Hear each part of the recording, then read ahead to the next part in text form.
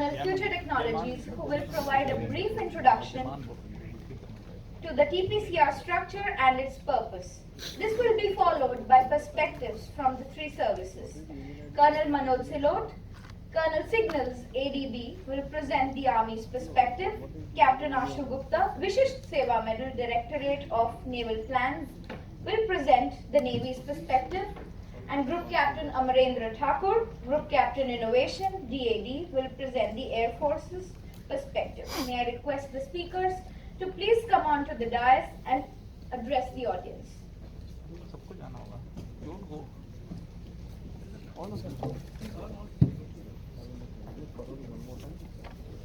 All four officers are requested to be. Good evening, ladies and gentlemen. I think we all have been bestowed with the responsibility to bring the delayed schedule on the time. Take out the tough day which you are having since last 2 days. Paint a rosy picture of the future for next 15 years. Leave lot of time so that you can have tons of questions which can be answered by Jaiman, and start our weekend early. So with this as a background, I want to start and talk about a document called Technology Perspective and Capability Roadmap 2025. Let me honestly accept a thing and then move on. This is a single document which is freely available, uploaded on military websites as well as on the civil internet. This gives the Indian Armed Forces actually intent for what we are going to buy for next 15 years. But there is a problem. Most of the MSMEs and startups, they have done either of the two things. Number one, either they have not opened this document only, and secondly, if they have opened it, then they must have taken a cursory look, assuming that it is a wish list or rather vague wish list of armed forces, scroll through for a minute or two and then closed it. So we are here to fix that particular thing only, and we have created a QR code. You can scan that QR code on the bottom left corner of the slide and scan it. Read this document. What exactly is the TPCR? It is the third edition of the TPCR. It is giving the 15 years what Armed Forces is going to buy. It basically has 4 portions, that is the domains of Indian Army, Indian Navy, Indian Air Force, and the joint capabilities required for all services. And it is around more than 130 plus pages. The agenda point for today is what is the structure and purpose of the TPCR? What are the component and compliances? Why this matters? And in the end, we want to give you certain tips from the person who has made this document. Rather, I joined late. I think all 3 officers were sitting here. They were involved in that. So let's come to the section 1. That is why we should read this document and why should I care.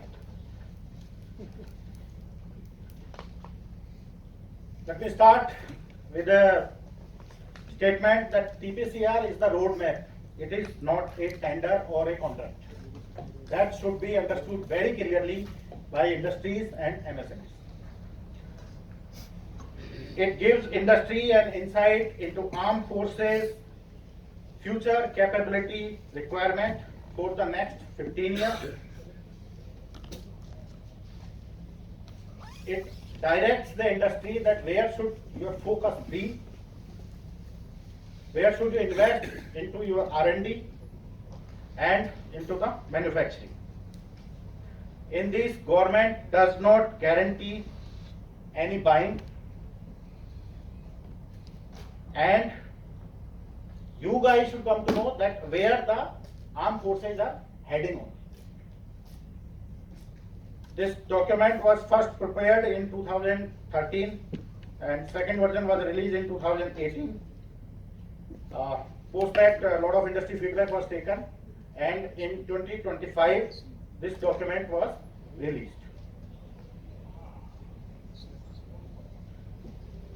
Why exactly it exists? So let me give you three things which TPCR does and one thing which TPCR does not.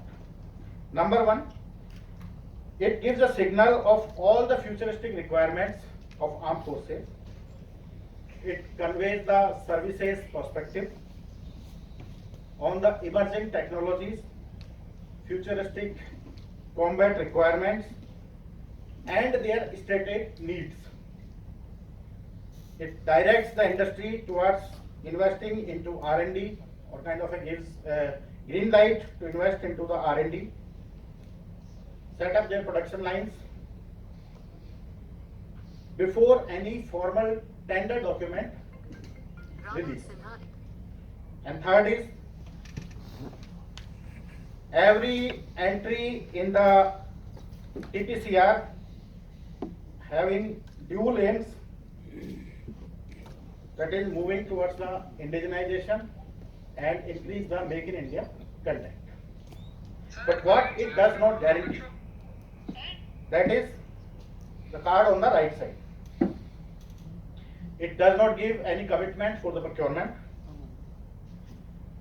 The government reserves the right to change, delete, add or alter any entry. All the quantities are indicatives.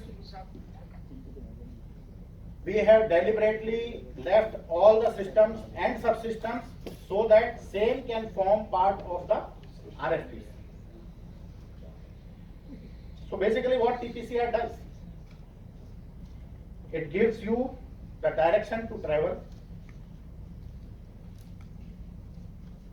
and for that please continuously keep on monitoring all the portals where tender documents are uploaded. How the TPCR is organized? TPCR is organized into 4 segments, that is Indian Army, Indian Navy, Indian Air Force, and the joint segment for all 3 services.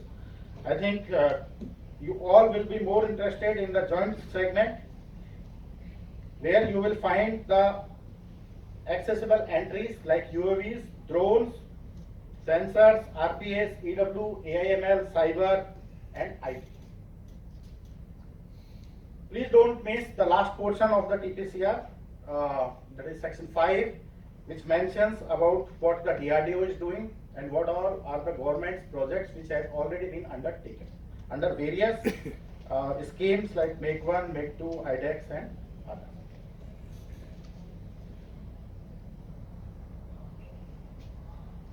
Coming to the next portion, that is components and compliance expectations. Here I will try and brief you how a single entry in the TPCR looks like and what exactly it means. So I have taken an example of a future ready combat vehicle from one of the Army's entry. So every entry will specify following things: the program, name, the life cycle, quantity, who is the SPOC, single point of contact, what are the broad parameters and technical specifications, and DRDO's remark. This you might have read through, but let me give you the intelligence and info from the person who has made it from his point of view. And it could be an intelligence story. When I talk about the program, it means it is a market for you. This is the strategic capability gap you can focus. Second, when I say about the life cycle, this equipment is going to be for this much duration into the armed forces services. The AMC and other supports which are required is going to last for this time. Quantity, it gives that whether the business is viable or not. SPOC is not just a telephone number. There is a colonel or a group captain or a captain rank officer sitting there and manning it. Broad parameters is the qualitative requirements. It is what your specification should be. And the DRDO remarks are basically 2. Number 1, it is developed or under development. If it is developed, then you want to compete with the DRDO or be partner with the DRDO, and if it is under development, then there is a room for co-development.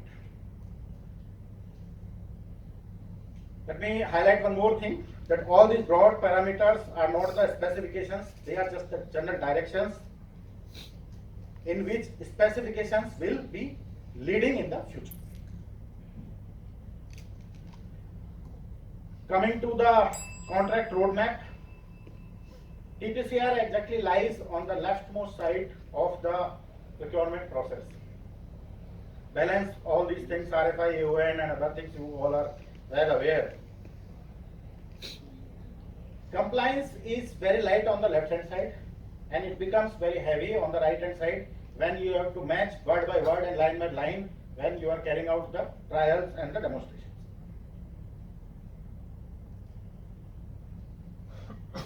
What we want to recommend is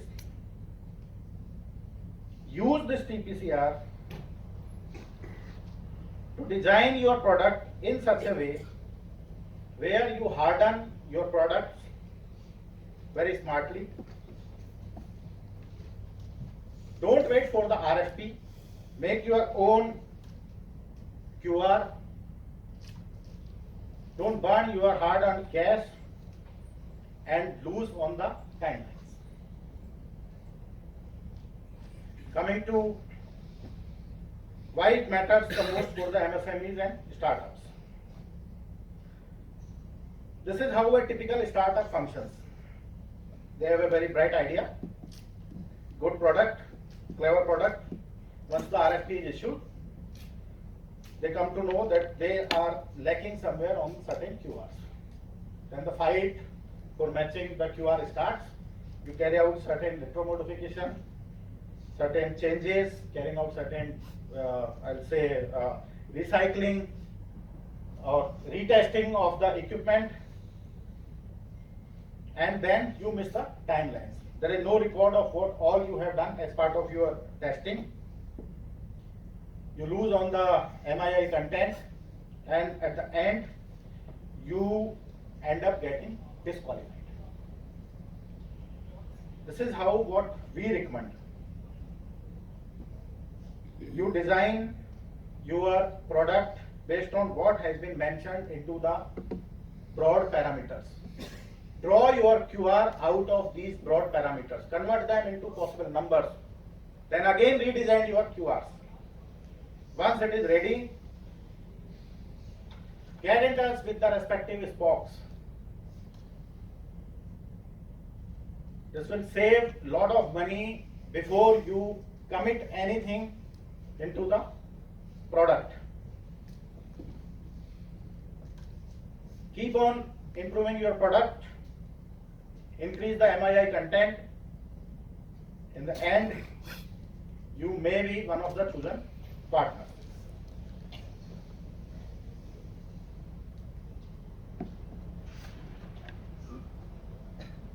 What is your entry point into the ecosystem? You all must have heard all these entry points: IDES, Make 1, Make 2, TDF, Vision. But what I wanted to tell you about the Triveni Tech Bulletin that is being published and hosted onto the IDES website. This will basically give you the idea how the technology being viewed by the armed forces in between the duration next TPCR is published. This is what we want to tell you, or kind of give you the pro tips for closing the gap. Let me tell you how it is moving as of now. If you see, these are the number of projects which has been listed in the TPCR. The figures are there. When I say work in progress, it means either the industry has been identified, RFP has been issued, some trials and testing is on, or they must be at the various stages of the procurement cycle. And you see the contracts has been awarded to some. It should give you the window of opportunity where so many things are yet to be touched into the TPCR.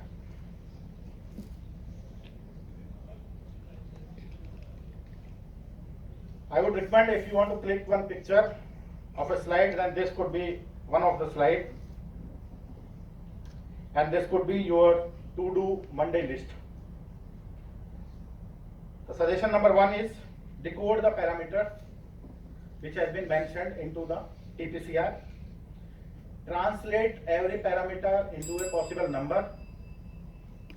From those numbers, generate the possible QRs and design your system accordingly.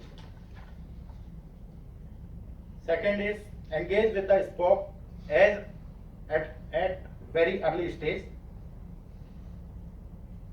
So before the requirement actually freezes, this would be worth than any amount spent later on.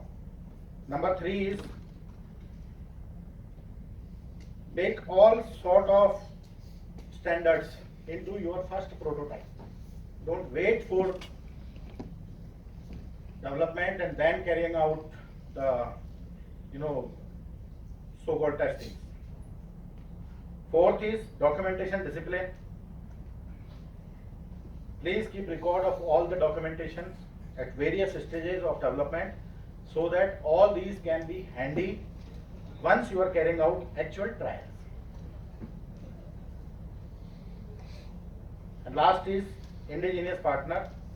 It's with the DRDO, whether you want to be partner or the competitor.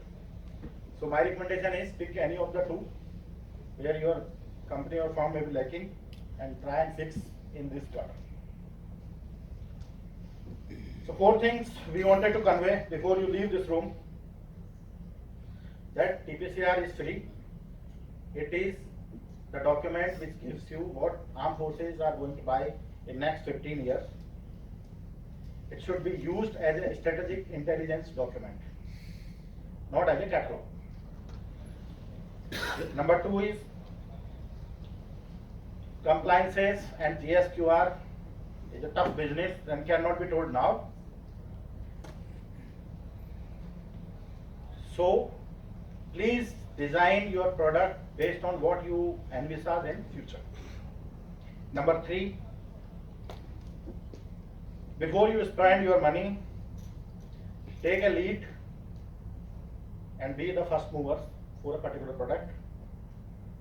And 4th, decode, engage, build standards, documents, test, indigenous reports, and be the partner with the DRDO or competitor. I have given the numbers of all the 3 service officers who are dealing with these requirements. You can call the respective service officer, and I would recommend you to reach the Triveni. TPCR has given you what armed forces want in the next 15 years. It's the real question whether you want to be ready now or when armed forces ask for. And one more thing, don't make what you can, make what we want. That's all. Thank you. Jai. Manoj.